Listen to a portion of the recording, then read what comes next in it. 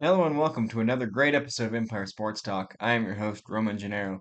We have a lot to cover this week, but before we get there, I want to address something alarming that I saw this week on our social pages. I know when you do something like this, when you're a public figure or attempting to become a public figure, even if it's in something as fun as sports or as unimportant to the bigger issues in life as sports are. Social media can be a nasty place, can be a vile place. And I just want to address that this week, on top of getting pushback from some of the takes that I have um, said in the past, which is gonna happen. Everybody has their bold sports opinions and will make them known.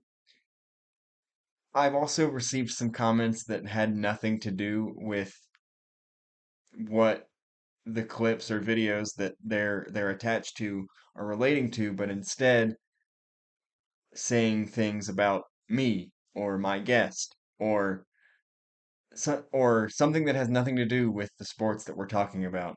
I don't want to draw attention to the comment itself, but we had a comment about a video between me and my guest, Minnesota Twins minor league prospect Austin Schulfer, talking about who do you have in the World Series as the series was about to start, and somebody no bold opinions were given. It was just like, oh, I think this team's gonna win, I think this team's gonna win. But somebody felt the need to comment and take a shot at one of us personally. And I know sports is a place where we like to debate and we like to get heated based on our opinions. But it's supposed to all be in good fun. It's sports, guys. At the end of the day, sports can do a lot of amazing things for people. It can teach us the value of teamwork, and it can teach us how to love something other than ourselves if we're young and learning it for the first time. It can teach us how to win gracefully. It can teach us how to lose with humility. But there are some people out there that can be vile when it comes to it's not just, oh, I disagree with you on this opinion. It's your opinion is wrong and you're stupid for having it. And and and it gets to be at that point multiple times. And I just ask anyone, and this is not just for me, but if you're commenting online, whether it be stuff of ours or for anything, it doesn't matter if it's sports or music or something, but I can only speak for myself. Be kind. You have no idea what the person posting is going through, what they're doing. People, anybody that's listened to this podcast knows that I've been doing this on and off for 10 years, chasing a dream that I've had since I was a child. And so it's not very encouraging, even if you disagree with me, to turn on my social media and at first be thrilled to see that there's interaction with the post, and then flip over and see a comment that's not having anything to do with sports, but just me. And whether it be displeasure or whatever, in the comments about me personally. And for anybody who's listened to this for a long time knows me, I will be honest here and say I was born with a mild disability, so I never got the opportunity to play sports like many of my friends did. And I loved sports and dreamed of playing sports and never could. And so starting this podcast and talking about sports and studying sports and becoming a student of the game of multiple sports was my way to stay close to it. And which is why I've never let go of the dream of being a sports commentator like I wanted to be my whole life, even though, the growth of this podcast has not taken off. And that's why I have not quit yet, and I will not quit despite some of the negative personal attacks that have come my way for literally no reason. So before we jump into the actual sports that I want to talk about today, I just want to address the things that I've seen and and that it's made me take stock of this, and if I really wanted to do it and there was a possibility when it was hitting me earlier in the week that I was like, maybe I'm done. Maybe this isn't worth it. But then I took a step back and said, this is what I've dreamed of doing. This is what I want to do for a living. And I'm not going to let one or two comments from people that have nothing better to do than to tear others down with no basis in reality to take that away from me. But not just for me, but for others, I ask you, if you're going to comment online, be kind. It doesn't matter if you disagree with what it is. Do not attack the person posting it because they could be reposting, they could be going through something, they could be working harder than you could imagine to build something on that page or on based on that content. Be kind because you don't know the situation behind what you're commenting on. All right, now that's out of the way. I want to first start with baseball as we have a new World Series champion. The Texas Rangers, for the first time in their history, are World Series champs. Congratulations to the Texas Rangers, the city of Arlington, and that ownership group. When it happened, first, congratulations to the team that did it. But I have to say, when it happened, the first people I thought of were all my Texas Rangers fan friends who have waited so long because I was there. The ones I was thinking of, I was there with them in 2010 and 2011 when the Rangers got so close and didn't get it done. And so, congratulations to my Texas Rangers fan friends.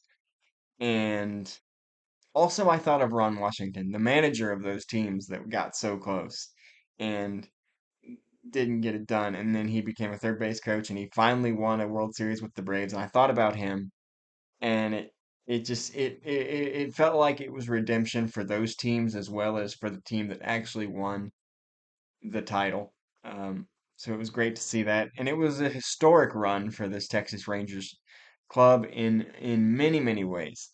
The first of which is that Corey Seager was named World Series MVP, giving him his second because he won the MVP in 2020 back with the Dodgers. He became just the fourth player in MLB history to win two World Series MVPs, joining Sandy Koufax, Bob Gibson, and Reggie Jackson as the only players to do that. And Seager is just the second player ever, joining Reggie Jackson, to win two World Series MVPs with two separate teams. As I mentioned, Seager won with the Dodgers back in 2020 and this year with the Rangers, and Reggie Jackson did it with both the Oakland A's and the New York Yankees. So those are the only two players ever to do that. On top of that, the Rangers unfathomably went 11 and 0 on the road in these playoffs. They did not lose a single game away from Arlington. And they are the only team ever to be undefeated on the road, I believe. But they're also they also broke the record for most consecutive road wins in the postseason. And they did it all in one postseason. The previous record was held by the 96-97 Yankees at 9. The Rangers went 11 and 0 in this postseason. On top of that, Rangers starting pitcher Nathan Eovaldi is just the fourth pitcher in MLB history with 5 wins in a single postseason. So you add all that up, and the fact that their bullpen, which was their biggest weakness all season long, was the biggest factor in the clutch moments of the series. That bullpen locked it down when they needed to. So it was cool to see after all the troubles they had after their starters left games in the season with their bullpen. And it being said during the season that the bullpen would be the reason they wouldn't make it far in the postseason. That the bullpen was in fact a huge contributing factor to this World Series championship. I do want to give props to the Arizona Diamondbacks. They exceeded all expectations going into the season, had a great year, a great postseason. Torey Lovolo deserves NL Manager of the Year if he gets it. I believe both these managers who managed in the World Series deserve it. Bruce Bochy coming out of retirement after 3 years to coach this team in his first season to the World Series. What a run for the Texas Rangers. Congratulations to all those Rangers fans. And I do want to bring up one thing. I wish I had the proof to back this up. I looked for it earlier in the week. I could not find it. But I do want to mention that of those Texas Ranger fan friends that I have, one of them is I have these friends that are a married couple, and he is a Tex and they're both from Texas, and he is a Texas Rangers fan, and she is a Houston Astros fan. And for anybody who watches this podcast, even though I try very hard to stay as impartial as possible, I am a I'm an Atlanta Braves fan. So I remember, and I tried to find the messages because I was texting with her the night that Texas won with the Astros fan, and I said because he had gotten a new number, I didn't have it. I said, tell your husband congratulations. And so I thought about it, and I said, wait a minute, didn't I make a comment back in 2017 to you about after Houston won the World Series the first time? I said, didn't I make a comment to you about now it's just the Braves and the Rangers' turn to make it the trifecta and give us three in a row? And she said, I think you did. We couldn't find the messages. I really wish we had because no one's going to believe me. It's going to sound like I'm just LeBron Jamesing and just saying stuff to say stuff. But I did say something about now the Braves and Rangers just need to finish it off and make it a trifecta. And it was funny at the time because both the Braves and Rangers were in rebuilding modes and nowhere near close to a World Series championship. Cut to 2021, the Braves get it done, the Astros get it done in 2022, and now the Rangers. So I wasn't on target with the time, but we got the three in a row, and I enjoyed touching base with those friends over that. That was really cool to talk to them about that and have her remember that I said that. I wish I could have found the messages. Unfortunately, I could not to put them on screen podcast, so you may not believe it happened. But if you trust me, it happened. The other thing I want to talk about, it came through just minutes ago. Right before I started this podcast, I saw that the Cincinnati Reds posted on Twitter, and I want to show you the statement that they have declined the club option of Joey Votto going into next year. As Joey said that he wanted to continue to play, he wanted to play in 2024, and he hoped it'd be with Cincinnati. And based on this, it does not look like that's going to be the case. The statement from the president of baseball operations, Nick Kroll, says for 17 years, Joey has been the heart of Reds baseball as a most valuable player, all star, and a respected clubhouse leader. His contributions to our team and his extraordinary generosity toward those in need throughout the region and beyond cannot be measured. At this point of the offseason, based on our current roster and projected plans for 2024, as an organization, we cannot commit to the playing time Joey deserves. He forever will be part of the Reds family, and at the appropriate time, we will thank and honor him as one of the greatest baseball players of this or any generation. So it's a sad reality of the business of baseball, and Joey Votto now faces a decision.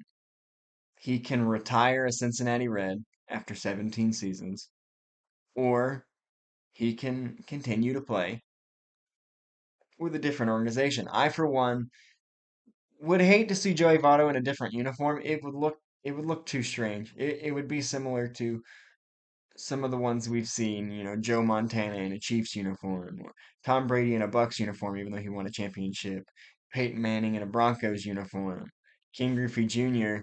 in a White Sox uniform. It just wouldn't look quite right. Now if he wants to continue playing, I wish him the best, and I know there are many teams out there that would love a great clubhouse guy like Joey Votto. And when Joey Votto was healthy last year, he had a pretty good year. He's still got some baseball left in him. He's one of the great personalities in the game. He's one of the great ambassadors of the game, one of the great players. And so he faces a decision now, and it's to retire a Cincinnati Red or continue to play as a member of a different organization. And I wish him the best. And we'll see what he decides to do. We'll see if anybody uh, takes a flyer on Joey to give him one more shot. He hasn't specifically he said that he wants to play in 2024, not specifically saying that 2024 would be his last year, but he wants to give it a go. And so I would love to see him continue to play. It doesn't look like that will be in Cincinnati, but maybe he'll get a shot elsewhere. It would be weird, but it would be nice to see him keep going. He's one of the great people in the game of baseball. So best of luck to Joey Votto. Nothing but class from the Cincinnati Reds, who said at the appropriate time we will thank and honor him as one of the greatest people. So they're basically saying already, they're already saying his number's going to be retired in Cincinnati, as it should. Because in sports today, and I've spoken out about how I feel about, uh, a lot of organizations, especially in the NBA, are retiring players' numbers that I don't think deserve to be retired. 'Cause I think there are a couple of things, in my opinion, that warrant a number retirement. One is longevity, one is availability, one is success. So I don't necessarily agree with certain NBA number retirements. I don't love the idea of LeBron's getting retired in Miami or LA for that matter because he wasn't there for that long. Chris Bosh, same thing. Well, Chris Bosh was there longer than LeBron, but after LeBron left, there was no success, and he was a distant third. Like that, I don't want to disparage anyone's. That's not what I'm trying to do, disparage anyone's resume, but I think we've gotten a little too lax on numbers should be retired because they were here for 3 years and won a championship, or numbers should be retired because of this or that. That's not real. That's not quite the point.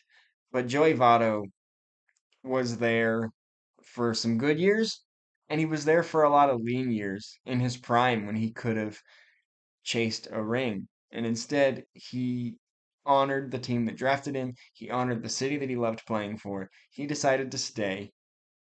And that alone, he played 17 years, won an MVP, multiple time All-Star, led them to the playoffs on a few occasions. That is the textbook for deserving your number retirement. And the Reds have basically said it in the statement. It's going to happen. It's just a matter of time. So Joey Votto's next step is remain to be seen. We do know that it will likely not be with the Cincinnati Reds. Moving on to college football, I first want to talk about Western Kentucky, uh, the Western Kentucky Hilltoppers. In an October 24th game against Liberty, wore variations of the same helmet, but it was 7 different helmets for each position group. And I will put a couple of those images on screen for you so you can see it. It was the mascot, the big red, in various positions representing the position groups. As you can see, there's quarterback, running back, wide receiver. All the position groups had their own helmet decal for the game, and that's the first time something like that's ever been done. It was really, really cool to see that. And they did lose the game to Liberty, but as far as I'm concerned, the talking point was Western Kentucky's helmets. That was a really fun thing to see. I have to wonder if, since it's been approved once, if we'll start to see it with other teams, if they'll start to do similar things. But I I'm not a huge fan of like Oregon and some teams having different uniform combinations and having 13 different uniform combinations in a season or all this sort of stuff. But this was a really cool thing, as all their helmets were the same, but the decals were different. This was a really cool thing to see once. I don't know if I'd love to see everyone do it. Western Kentucky had the idea. They executed it flawlessly. It was cool. Everybody's talking about it. It was a really cool thing to see. Head on over to Western Kentucky's football's Instagram page if you want to see all 7 of those helmets. To some less good college football news, the Michigan scandal keeps getting worse and it keeps getting weirder. On the last podcast, I spoke out kind of in support of Michigan at the time, but that was early on in the process, and we had not learned all there was to learn from the media at the time. I originally it came out that they were in trouble for being at the games, and it was like, okay, what's the big deal about that? And then it was said that, oh, they were recording the games or recording opponents' games, and that's when I came out and I said, well, recording is no good, but who cares if you're at the thing? And there is an NCAA bylaw that says that scouting off campus, off of your campus, is against the rules. I think it's a bit of a weird rule, but it is a rule regardless. So in that aspect, Michigan violated it. And then it got weirder as the staffer Connor Stallions, who has since parted ways with Michigan. There are differing reports that say a few says that he resigned, a few says he was fired. Uh, Connor Stallions was not only at the games. Connor Stallions somehow made his way onto the sideline of the video we have is of Central Michigan. He somehow made his way onto the Central Michigan sideline and was wearing a Central Michigan hat to blend in with their coaches. That is going way too far. It's one thing, like everybody initially thought, that he was just present, that he was just in the stands, that he was just there. And it's like, well, how could they have known if he's just there? Turns out he was on the sideline disguising himself as a member of the coaching staff. And it doesn't look good if you see the video. Because in the video, he's standing in the back near some other coaches who surprisingly don't recognize him. He is wearing a hat and sunglasses, but you'd think these coaches who spend an inordinate amount of time together would be like, hey, we don't recognize you. He's standing in the back with some other coaches. And when the head coach turns around, Connor Stallions turns his back so the coach doesn't see him. And then in another video, he ducks behind some other coaches. It's hard to look more guilty than that. It's one thing to fight against an NCAA rules, be like, well, why can't we just go watch games of our opponents? Why can't we go to their environment to see what it's going to be like when we play them later in the year? It's another thing to be in uniform on the other team's sideline, to be wearing a Central Michigan hat and sunglasses, standing next to Central Michigan coaches, and then hiding your face when there's a possibility you could get caught. And I do find it hard to believe that Jim Harbaugh and the other coaching staff in the program didn't know he was doing this. That's the official party line, that they did not know that this was happening. But who sent him? Who is he relaying the information to? Is he just hanging on to it for himself? Because that does not make any sense. Why do it? Why waste those miles? I don't know if he flew or if he drove to some of these places. Why waste the miles? Who approved the miles? Somebody knows what he was doing, and they're just not saying it.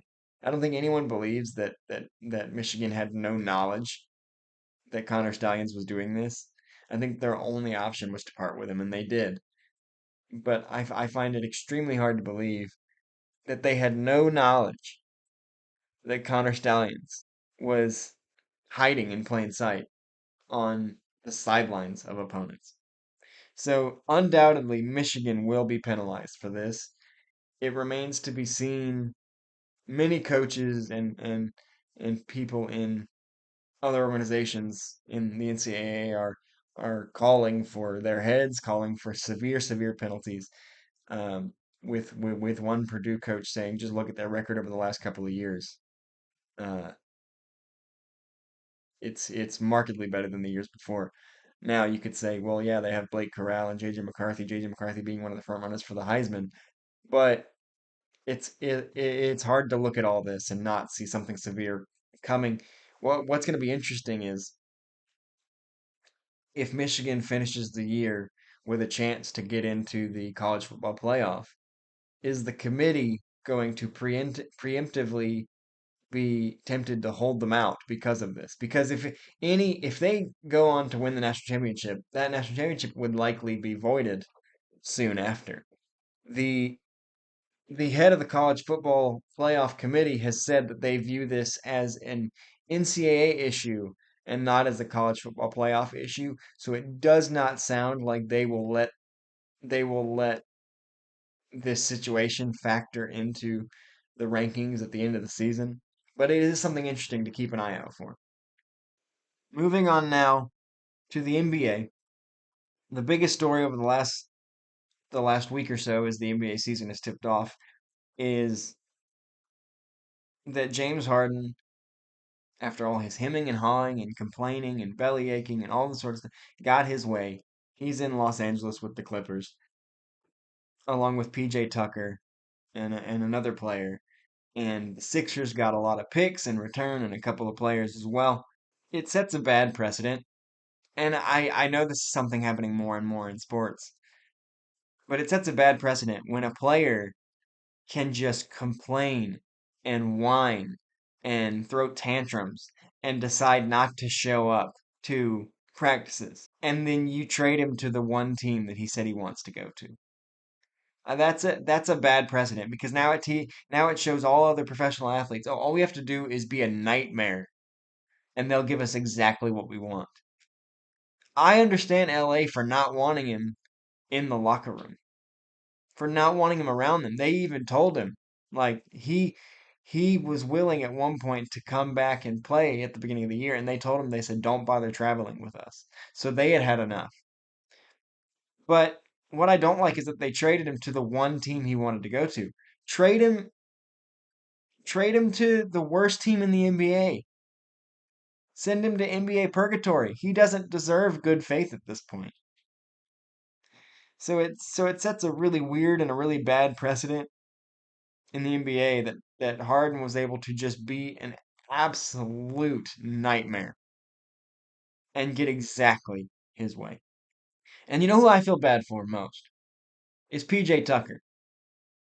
PJ Tucker has been teammates with James Harden almost everywhere he's gone. He was with him in Houston. He was with him in Philadelphia, and he was part of the deal to be with him in LA. If I'm PJ Tucker, I'm like, why am I looped in with this guy? He's not going to be happy. He's not going to stay. He's going to be the third option on this LA team who, while very, very good, and if they can stay healthy, have a legitimate shot at a championship, has a really hard time staying healthy. Kawhi claims to be healthier than he's ever been and wants to play 82, and I would love to see it. Kawhi's an amazing player. Paul George is great as well, but both of those guys have injury histories that are so long. And so, much like the Miami Dolphins in the NFL with all their success, you kind of have to take it with a grain of salt. Is like they have a lot of injury history. There's a very good chance that takes its toll. James Harden won't be happy for long. It's his MO. Something will go wrong. Somebody will get hurt. He'll be the third option. He won't want to be the third option. He'll want to be the 33 a game scorer that he used to be, and he's not. And they'll start to lose, and he won't get the points that he won't get the points that he thinks he deserves. He won't get the minutes he thinks he deserves. He'll be upset.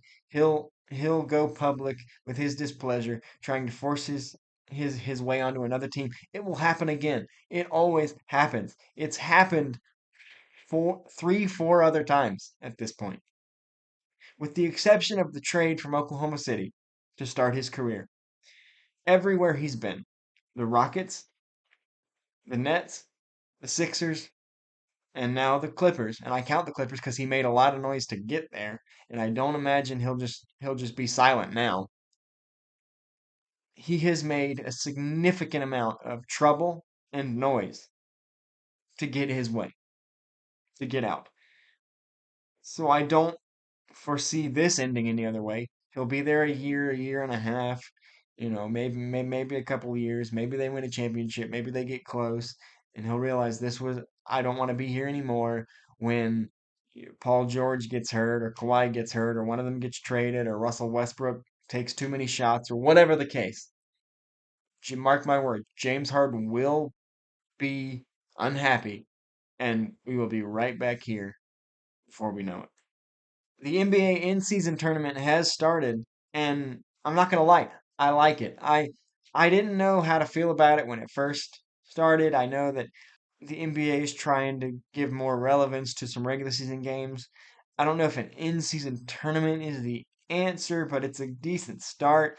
I think, and me personally, right now, division titles have no purpose.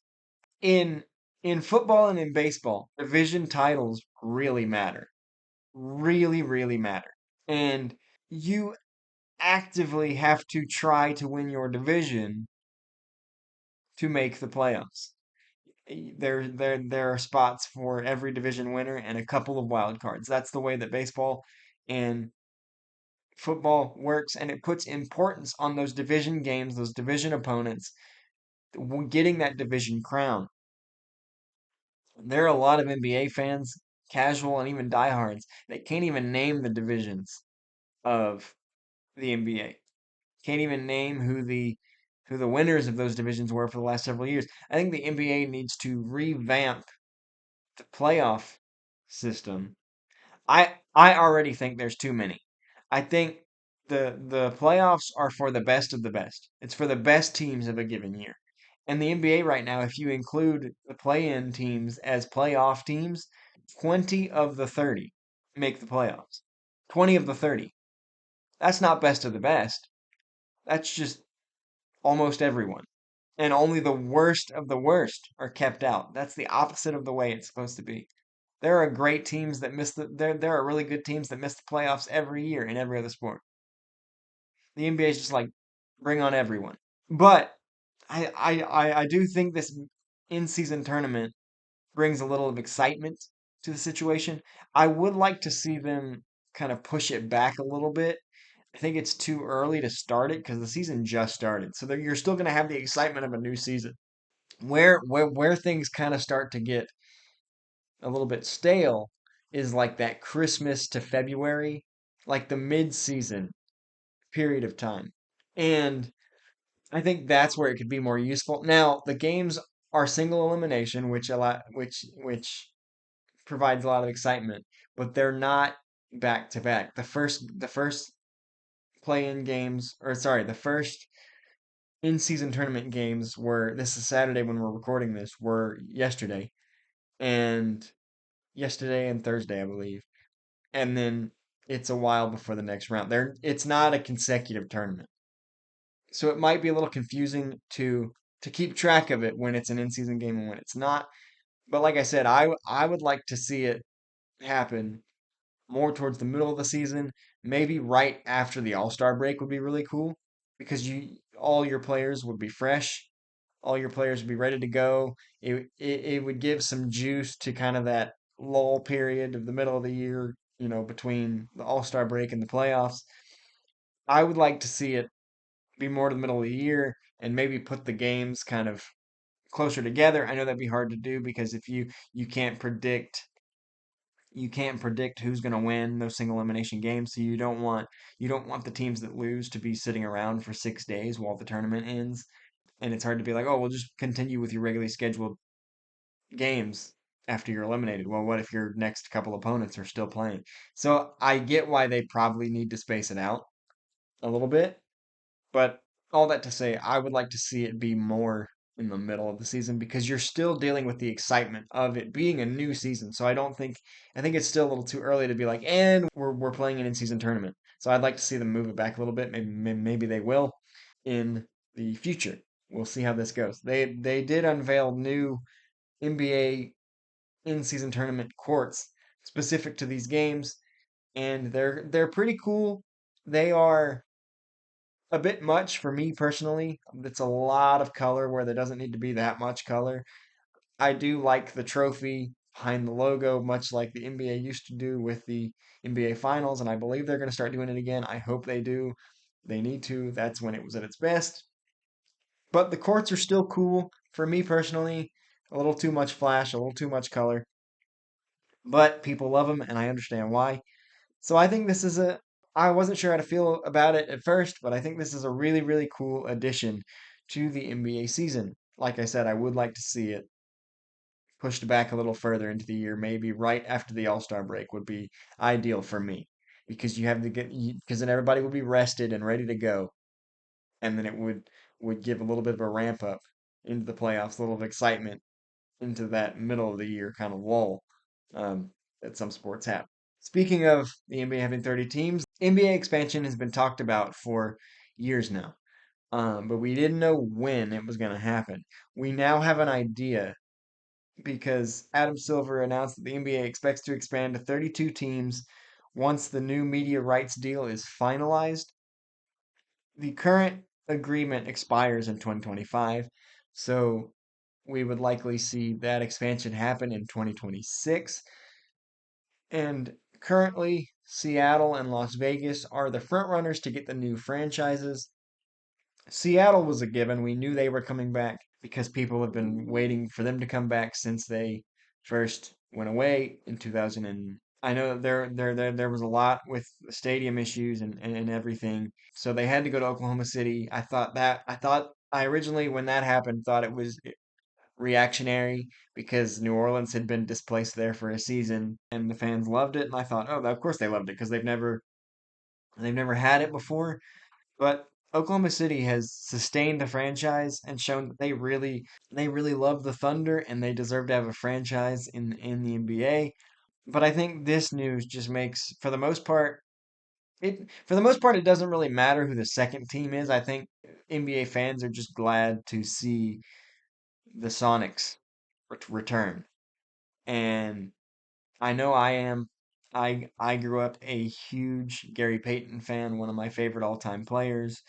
I grew up a huge King Griffey Jr. fan who played in the city of Seattle. One of my favorite all-time sitcoms is Frasier, which takes place in Seattle, Washington.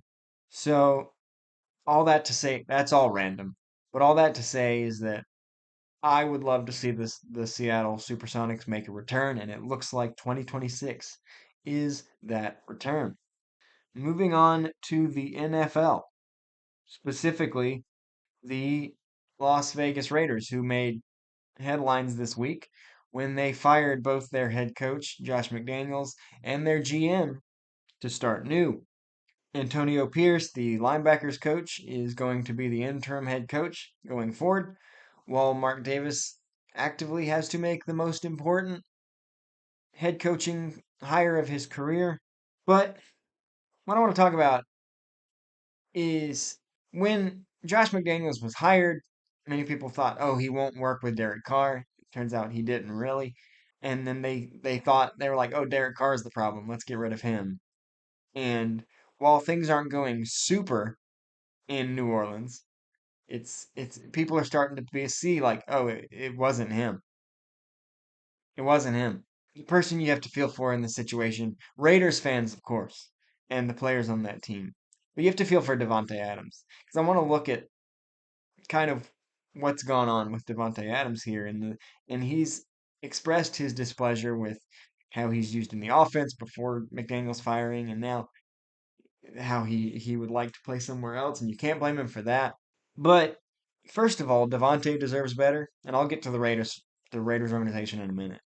First of all, Devontae deserves better because he left the Packers not because he didn't want to be a Packer, but because there was so much uncertainty surrounding that franchise and surrounding Aaron Rodgers, and if Aaron was going to return, and he didn't know, and and he didn't want professional athletes fear uncertainty because with uncertainty, a lot of these people have families, and so if there's a trade or if you're cut or whatever, you have to pick up and move your family. You look for that security, whether it be financially or just positionally. And Devontae Adams was looking for that security. He didn't know if he had it in Green Bay, so he looked over at Vegas and was like, "Oh, my college quarterback and friend is over there." And they they just hired this new head coach. So those guys are probably going to be there for a while. Let me go there and they have a good roster. Let me go there. So he goes there again, not because he hated Green Bay, but because he was craving the security of being in one location with one head coach, with one quarterback, and it looked like he had it. And then the Raiders gave up on Derek Carr, to which Devontae Adams was like, "He's the reason I came here." So obviously that didn't make him happy. And then Josh McDaniels is fired. Now Josh McDaniels should have been fired. He probably shouldn't, should never have been hired, but he should have been fired. But now you look at Devontae Adams, who both of the main reasons why he showed up in Vegas and why he wanted to go to Vegas are now gone, and he's left there on a team that maybe hasn't played as bad as people were expecting them to because they have a lot of good pieces, but they're not going anywhere. They're not going to make the playoffs. They're not going to win the AFC West. The AFC West is probably one of the most difficult divisions to win in football. So he wants to be traded, but he made his trade request known shortly before the trade deadline. The trade deadline's now passed. He has not been moved. He's not happy in Vegas. So we will likely see a Devontae Adams trade in the offseason. But he deserves better from that standpoint is that everything that brought him to Vegas has now been ripped away.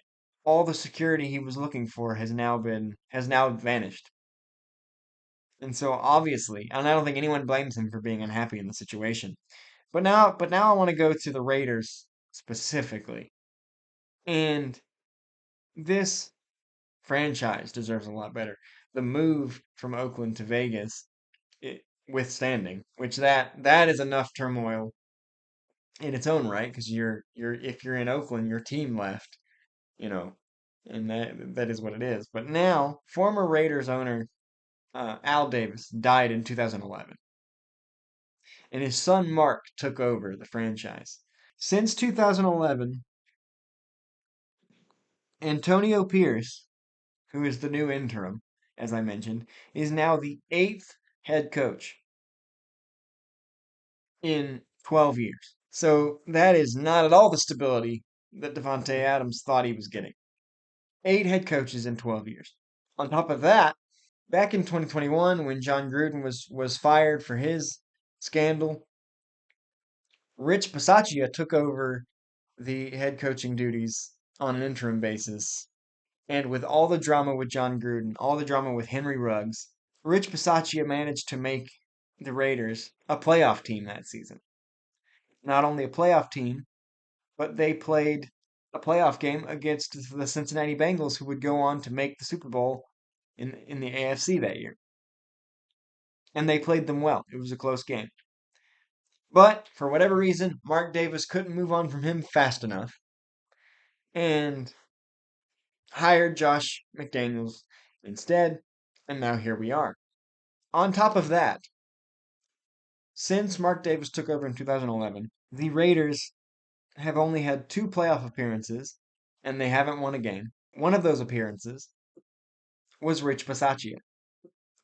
And yet, Mark Davis is like, we're not going with you. See you later. Now, maybe Mark Davis should have seen the writing on the wall.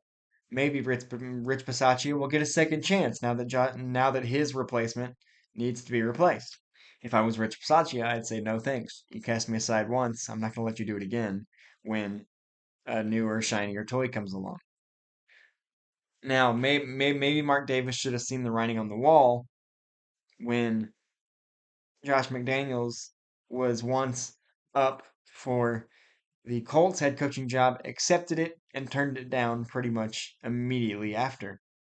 And Colts fans were, and especially now looking back on it, like, oh man, we dodged that bullet. Maybe Mark Davis should have seen that writing on the wall. Maybe Mark Davis should have seen that every head coaching scenario that Josh McDaniels finds himself in has been unsuccessful. There are some coordinators who don't make good head coaches, and that's okay. There is nothing wrong with that because there's a whole other set of responsibilities that come with going from the offensive or defensive coordinator to a head coach. A whole bunch. And some maybe don't do well with that. It's just fact. Gus Bradley is one of the best defensive coordinators in the NFL. And he had maybe one of the worst head coaching stints in the history of the NFL with the Jacksonville Jags. So not everybody is meant to be a head coach, and that's fine because they can still be great coordinators. They can be great assistants. And I think that's what Josh McDaniels is. He's a great offensive coordinator, bad head coach. So now the Raiders are on their eighth head coach in 12 seasons. They've only made the playoffs two of those seasons. One of them was with the guy they couldn't get rid of fast enough in favor of Josh McDaniels. And look where they are now. That's all I have for you this week. For Empire Sports Talk, I am Roman Gennaro. Today's a great day to go 1-0. Be kind to everyone, and I'll see you next time.